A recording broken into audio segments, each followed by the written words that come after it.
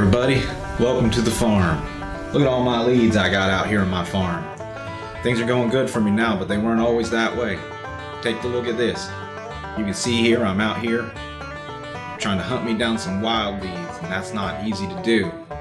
Farming's the better way to go, but I was stubborn. I had to get out there and try to hunt me down some wild leads. Well, before I knew it, they were gone like last year's Easter eggs. I was getting to be so broke, I had a tumbleweed as a pet.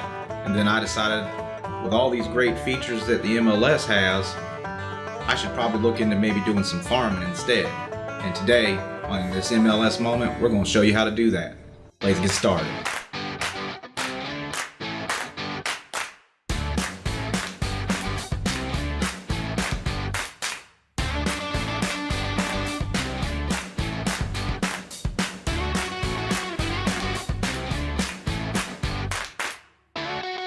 Okay, so we're going to jump right into the farming process. As you can see, I'm already into the MMT Tax screen. So the three-step process that we're going to give you today is going to be, one, getting a list of everyone in a given area so that you have information about them in case you get a phone call from them. Number two is to give you a good mailing list for that neighborhood. And number three is to give you a good walking list for that neighborhood. And we can do all of this off of the same search, so it's going to take barely any time to do it. So let's jump right in. So first things we're going to do is we're going to do a property owner search. And I know that this is the search that you normally go to in order for you to find specific property information, but this time we're looking for an area.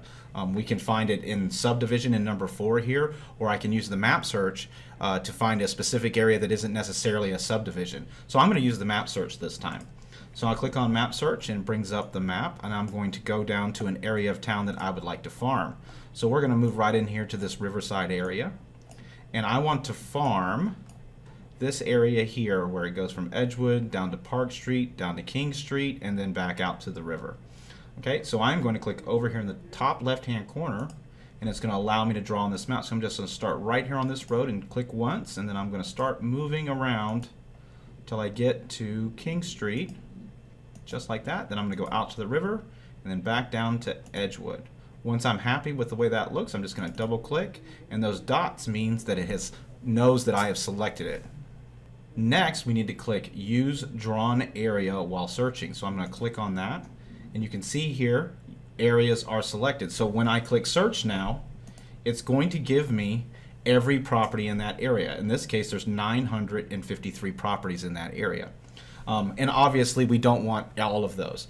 In this specific area, there happens to be a big mixture of land property types. And what I mean by that is right here where it says land use, I have vacant institutional, community shopping centers, stores. So Riverside's kind of a mixture of businesses and properties all mixed together. I want to make sure that I'm only getting the properties that I want to get. I may not necessarily want the commercial properties, or maybe I only want the commercial properties. So the problem right now is that right here on number 3, I haven't selected any properties, which means that it assumes I want all of the properties. So in my case, for my farming purposes, I want to farm to the single family homes and the condominiums. However, you can do whatever you would like. Down here right under the property type, there's a chevron. If you open that, you can see every property type that's available, so you can be as specific as you would like. Remember, if you select no properties, the system assumes you want every kind of property. So now I'm going to go back up and I'm going to click search again, and now my properties drop down to 793. So I've got 793 properties that I'm interested in marketing to, because those are all single family homes and condominiums in my case. So this is the list that I want in case I get a phone call. I don't want to remove anyone from this list, because even if I'm not marketing to them, I still wouldn't turn them down if they called me, so I still want to have their information. So my next step is to save a report from this, so I don't have to keep coming back and logging in and then going into MMT Tax and then pulling up the search and then trying to find them on a list. What I want to do now is just download a report that I can save on my desktop and get it whenever I need it. And for this particular one, I'm going to use the standard report, which is right here on this green line. Right here it says standard report. So I click on standard report, and it brings up the report here, and I am just going to click save as PDF. Okay, so now I have the PDF here, and you can see that as I'm going through this list, I'm noticing that their names, it's Wallace, Cohen, Pullen. So they're not in an order that I could find people easily on my report. I would like this report to be in alphabetical order by the owner's name so that if I'm on the phone with somebody and they call, I can find their name easily on this report. So I'm going to go back to my search. I'm just going to close out these tabs. And I'm going to click on where it says certified owner name. If I click on that right there at the top, the blue part, it's going to make it into alphabetical numeric order. Now numbers come before letters, but after that you'll see Adams, Answorth, Albers, Alexandria. So you can see now that it's in alphabetical order by their last name. So let's go back to that standard report. Let's click on Save as PDF. I can see their names now. Allen, Altima, Alvarez. Okay, so they're in alphabetical order. So I'm going to go up here, and I'm using Chrome right now, but in your particular browser, the download button may be in a different location. So just have to kind of look around for it. It'll show up. And the first thing I notice on the download is this name here. NEFSNFF Standard Report is not a good name for me to remember. So this is going to be my Riverside Farm area. So I'm just going to rename this Riverside Farm area. That's all I'm going to do. And I'm just going to click Save. Okay, and I made sure that it saved to my desktop. So now I'm going to minimize this and I'm going to go to my desktop, and now I can see that I have a PDF there. Now it's up to you because you're probably going to have more than one area to farm. I'm just going to create a folder on my desktop that says farm areas, and that's a good workflow for me. So I'm going to now put my PDF in here. If I got a phone call from somebody in that neighborhood, I would just come to my desktop, double click here, pull up that PDF right here, and then I would ask them their name, and I would find their name on the list, wherever that may be. In this case, let's say that it's Timothy Massett. Okay, and so the reason why I chose the standard report is because everything between this line and this line is a bunch of information about that one particular property, which is good for me because I don't want too little information, but I also don't want too much information making it difficult for me to find their name on the list.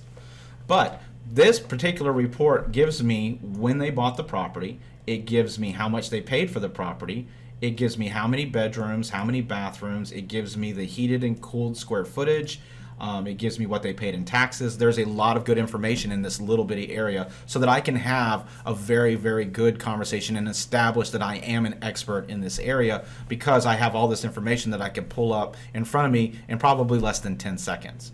So that's my first step to farming, is to have this list available to me so whenever I get the phone call, I can go right to this list, pull it up quickly, and I'm ready to go. Now I'm going to go back and I'm going to create a mailing list. So let me pull back up my search, and I'm just going to close this tab so that we can get back to my search. Now remember, I haven't had to do another search. I'm just using the same search.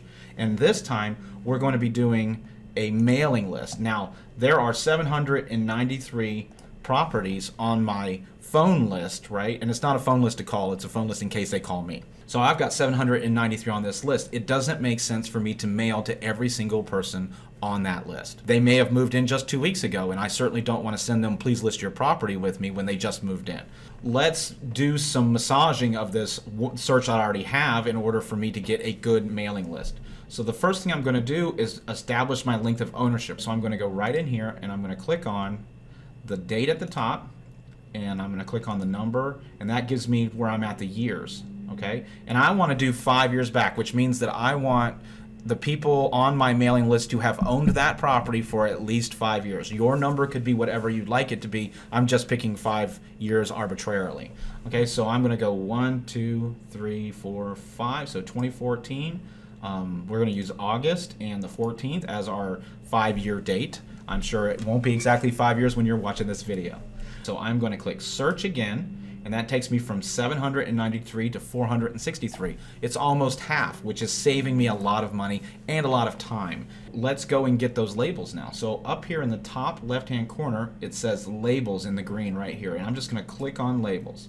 And you basically have two choices in this area. You have these 3 lines here, and it says owner address, and then you have these 2 lines here that say resident address. The ones that say owner address gives you the owner of the property's address, whether they live in the property or not. The resident addresses gives you the addresses of the properties, whether the owner lives there or not. So those are kind of your two choices. I am going to choose the owner address in this case. Okay, so I'm just going to close that, and now we have our mailing list. Okay, so we have a mailing list and we have a call list, but we don't have the walking list yet, right? So for the walking list, I'm going to use, again, this exact same search. Okay, and I'm going to go down to the bottom here where it says show hide advanced options, and I'm going to click on it, and when you click on it, it'll seem like nothing happens, but that's because everything opened off screen. You just need to scroll down further, and you're looking for the one that says exemption here. Okay, and I'm going to click the drop down here, and it gives me a choice of doing homesteaded or non-homesteaded homes. Right now it's set on both, and for my mailing list that's fine, because if the owner lives in Topeka, Kansas, I still want to mail them a postcard or a letter asking them to list the property, right? But if I'm going to walk the neighborhood, I only want the homesteaded homes, because I only want to knock on doors where it's most likely going to be the owner of the property there. I'm going to click search, and that dropped me down to 349. So now I need a report so I can walk around the neighborhood. The problem is that currently my report is in alphabetical order, and unfortunately people don't live in certain areas in alphabetical order.